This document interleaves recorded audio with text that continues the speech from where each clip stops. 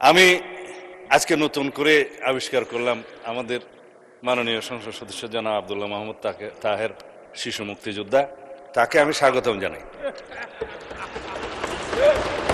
আমাদের সম্মানিত, আমি সবাইকে সম্মান প্রদর্শন করতে কসুর করি না, মাননীয় স্পিকার।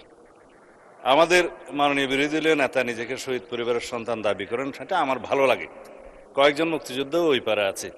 আজকে ইতিহাসের একটা ফয়সালা করে দেওয়ার মতো একটা বিষয় আমি মনে রেখেছি, যদি সময় পাই। এটা নিয়ে আর কখনো বিতর্ক হওয়া ঠিক হবে না।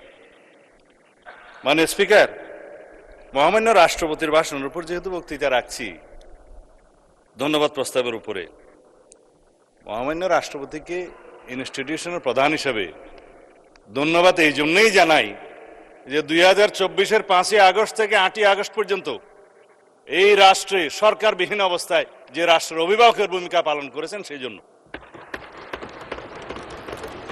সেই 5ই আগস্ট থেকে 8ই আগস্ট পর্যন্ত প্রধানমন্ত্রী তৎকালীন ফ্যাসিস্ট শেখ হাসিনা পালিয়ে গেছে, পার্লামেন্ট ডিজলভ হয়েছে, মন্ত্রিপরিষদ নাই, এবং 106 কনস্টিটিউশনের অ্যাডভাইজারি রোলের বিপরীতে প্রেসিডেন্ট অ্যাডভাইস চেয়েছেন সুপ্রিম কোর্টের কাছে, যার অনুবলে ইন্টারিম গভর্নমেন্ট সৃজন হয়েছে, কিন্তু কোনো টাইম লিমিট দেওয়া ছিল না। তারও একটা কারণ ছিল, চিফ জাস্টিস এবং অ্যাপিলেট ডিভিশন পদত্যাগ করেছে।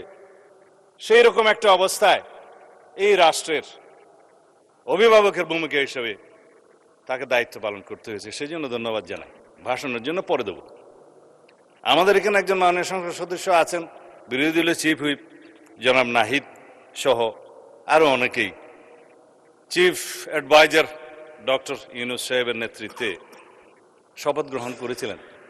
রাষ্ট্রপতিকে তখন তারা স্বীকৃতি দিয়েছে। মাননীয় স্পিকার, এখানে যখন বলে যে 2024-এর ইন্টারিম গভর্নমেন্ট, আমি আসলে কিছু কথা বললে হয়তো অনেকে অন্যভাবে নিবে।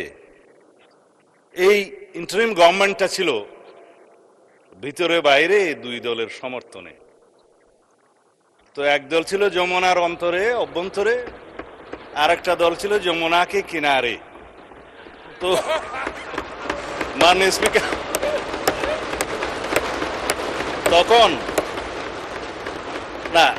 তখন তারা এখন বলতে পারে যে আগে কি সুন্দর দিন কাটাইতাম, এখন নাই। আমি এই ভাষায় বলতে চাচ্ছি না, আগে যা ভালো ছিল তা হঠাৎ করে এখন মন্দ হলো কিভাবে।